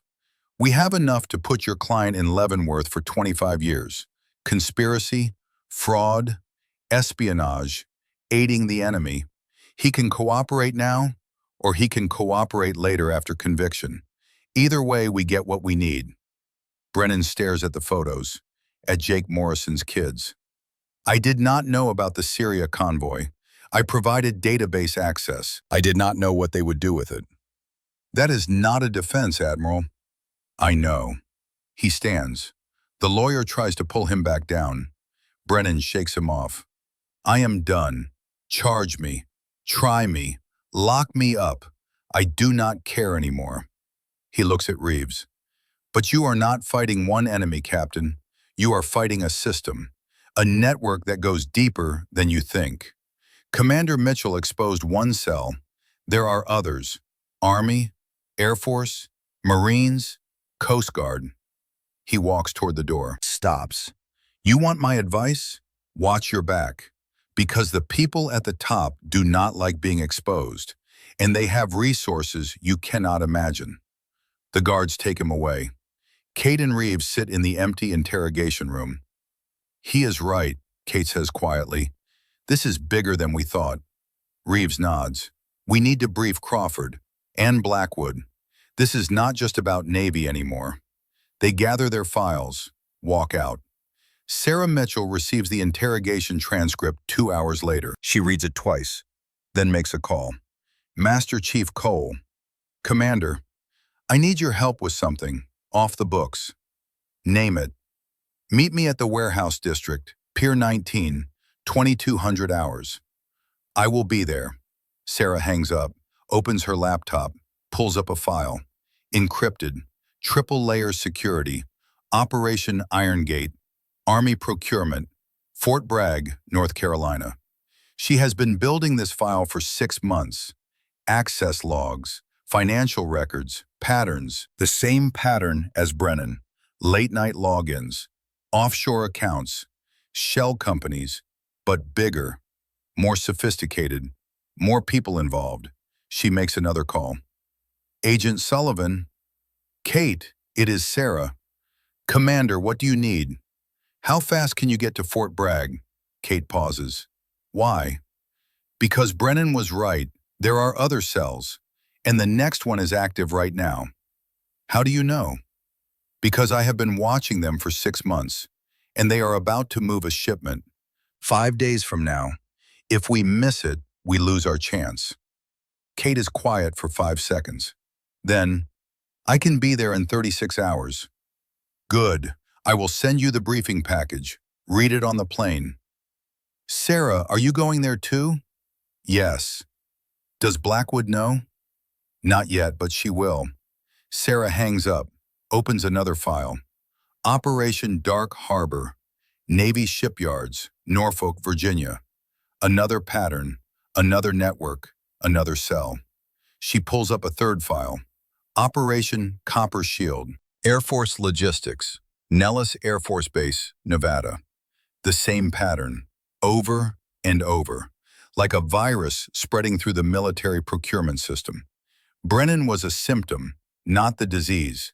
The disease is Sentinel, and Sentinel is everywhere. Sarah closes the laptop, looks at the clock. 2100 hours, 1 hour until she meets Cole.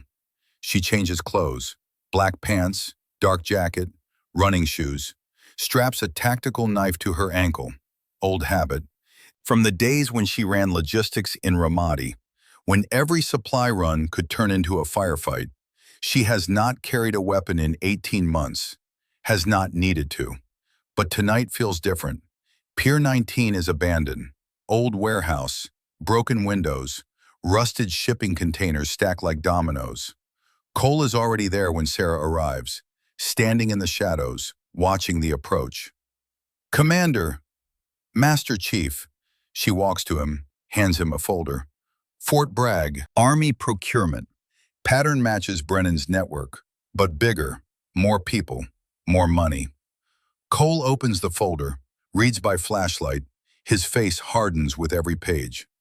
How many? Conservative estimate? 20 officers, maybe 30, plus contractors, plus foreign buyers. When do they move? 5 days, big shipment, small arms, ammunition, communications equipment. Total value, $8.3 million. Cole looks up. You want to stop it. I want to document it, track it, follow it to the buyers, then roll up the entire network at once. That is dangerous, Commander. If they know you are watching, they do not know. I have been very careful. Cole studies her. What do you need from me? Eyes on the ground, someone I trust, someone who can move without being noticed. You want me to go to Fort Bragg? I want you to run surveillance on the logistics office. Watch who comes and goes. Take photos. Document patterns. Cole nods slowly. When do I leave? Tomorrow, 0600. I will be ready. Sarah hands him another item. Small device, USB drive. This is a data interceptor. If you can get physical access to their server room, plug it in. It will copy everything. Access logs, financial records, communications, all of it. Cole pockets it. And if I get caught? You will not get caught. You are too good for that. He almost smiles. How long do I have? 72 hours. After that, the shipment moves, and we need to be ready. They stand in the darkness. Listen to the water lap against the pier. Cole speaks quietly. Commander, this is not your responsibility anymore. You broke Brennan's network. You did your job. You can walk away. Sarah shakes her head. Jake Morrison, Ryan Callahan, Marcus Johnson. They did not get to walk away. They died because someone betrayed them, sold them, treated their lives like a transaction. Her voice is hard now. I made a promise at Arlington, at their graves. I promised I would not stop until every single person responsible answers for what they did. She looks at Cole. I do not break promises, Master Chief. Cole salutes. Then neither do I, Commander. I will see you in 72 hours. He walks away, disappears into the shadows. Sarah stands alone, looks out at the water, at the lights of the city reflected on the dark surface. Somewhere out there, Sentinel is watching. Somewhere out there, officers are planning their next move. Somewhere out there, weapons are being prepared for shipment. But Sarah is patient. She has been hunting ghosts for 18 months, and she is very, very good at it. 6 months later, Arlington National Cemetery, Section 60, the section for recent casualties. Sarah stands in front of 3 headstones. The grass is green, well-maintained. Small American flags placed beside each stone. Lieutenant Jake Morrison, August 3rd, 1996, to March 15th, 2025. Beloved husband and father. Emma, Sophia, Lucas, Olivia. He gave all for his country. Lance Corporal Ryan Callahan, December 12th, 1993, to March 15th, 2025. Forever in our hearts. Married to Jennifer, 8 months of love. Petty Officer First Class Marcus Johnson, June 8th, 1998, to March 15th, 2025. Son, brother, hero. He lived for his family. Sarah kneels, places her hand on Jake's headstone, whispers, I got him, Jake. Brennan is in Leavenworth. 25 years, no parole. Her voice cracks slightly. But there are more. Fort Bragg, Norfolk, Nellis. 18 more officers arrested. 8 contractors. 4 lobbyists under investigation. She pauses. It is not done yet. Not even close. But we are making progress. One cell at a time. One network at a time. She looks at Ryan Stone, then Marcus's. I promise you, I promise all of you, I will not stop until every single person responsible answers for what they did. Not for glory, not for recognition. Her voice drops to a whisper. For you. She stands, salutes, holds it for 10 full seconds, then walks away. The sun is setting, long shadows across the cemetery, the weight of honor and sacrifice heavy in the air. Sarah reaches her car, opens the door. Her phone buzzes. Encrypted message. No sender. She opens it. Tower 4 sends regards. Sentinel is watching. See you soon. Sarah reads it twice, then deletes it. Smiles in the gathering darkness. Let them watch. Let them think they are hunting her. They have no idea who they are dealing with. She gets in the car, drives away, back to her apartment, back to her laptop, back to the files that never stop growing.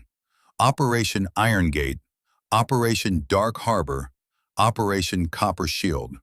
3 active investigations, 3 more networks, 3 more chances to stop the people who profit from death. She opens the laptop, pulls up the latest reports. Fort Bragg, 18 arrests. Court-martial proceedings scheduled. Evidence submitted to military tribunal.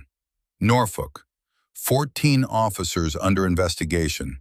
Financial records seized. Ironclad Solutions contract suspended pending review. Nellis, 12 airmen detained. Inspector General audit ongoing. Secretary of Defense personally briefed. Progress, but not victory. Not yet, because Sentinel is still out there. The protocol, the network, the system, and systems do not die easily. Sarah's phone rings. Blackwood. Commander, ma'am, I just got the briefing from Crawford. Fort Bragg operation was a success. You were right about the timing, right about the players, right about everything. Thank you, ma'am. How did you know? Sarah is quiet for a moment. Because I know how they think. I know how they operate. I spent 18 months studying them, learning their patterns, understanding their systems. You became the thing you were hunting. No, ma'am, I became better at hunting them than they were at hiding. Blackwood laughs, short, sharp, the laugh of someone who appreciates a good strategy. Commander, the Secretary of Defense wants to meet you, personally, give you a commendation, recognize your work. With respect, ma'am, I decline. Why? Because recognition means visibility. Visibility means I cannot do what I do. I am more useful in the shadows. Blackwood is quiet, then, understood, but the offer stands when you are ready. Yes, ma'am. And Commander, watch your back. The people you are hunting are not going to give up quietly. I know, ma'am. Neither am I. Sarah hangs up, opens a new file on her laptop. Operation Sentinel Core. Unknown location, unknown participants, unknown timeline. The big one, the final one. The operation that ties everything together. Because Brennan was right about one thing. Sentinel is not a person. It is a protocol, a system, a network that regenerates when you cut off one head. But every system has a core, a central node, a point of failure. Sarah just has to find it. She types, builds spreadsheets, cross-references data, follows money trails through shell companies and offshore accounts and dummy corporations. The pattern emerges slowly, like watching stars come out at dusk. One at a time, then more. Then suddenly the whole sky is full. Sentinel Holdings, 5 executives, 2 retired generals, 1 Pentagon official, 2 contractors, but above them, another layer, harder to see, hidden behind more shells, more corporations, more legal barriers. 3 names, no faces, no photographs, just names on documents buried in foreign registries. Sarah copies them into a secure file, sends it to Kate Sullivan with a single line. These are the ones at the top. Then closes the laptop, walks to the window. The city is dark now, lights scattered like stars on the ground. She thinks about Jake Morrison's kids, about Ryan Callahan's wife, about Marcus Johnson's mother, about all the people who trusted the system to keep their loved ones safe, and about all the people who betrayed that trust for money.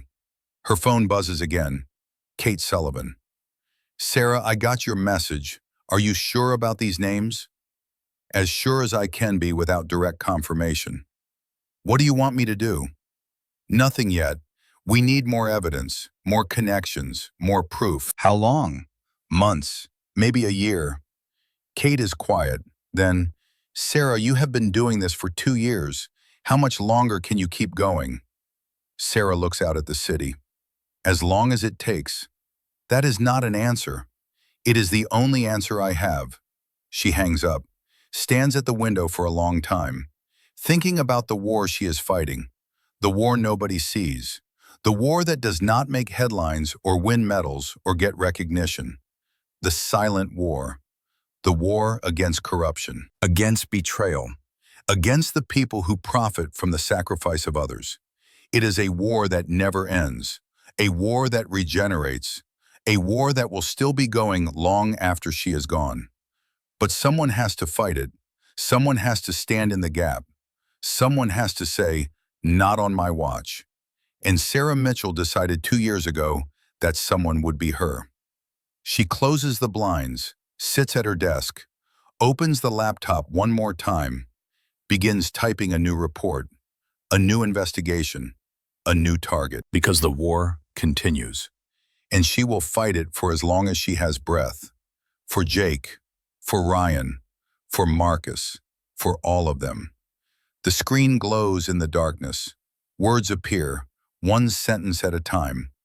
Justice is not loud. It is patient. It is relentless. And it never, ever stops. Sarah saves the file, closes the laptop, and gets ready for tomorrow. Because tomorrow, the hunt continues. And somewhere out there, Sentinel is waiting. But so is she. And she is very, very patient.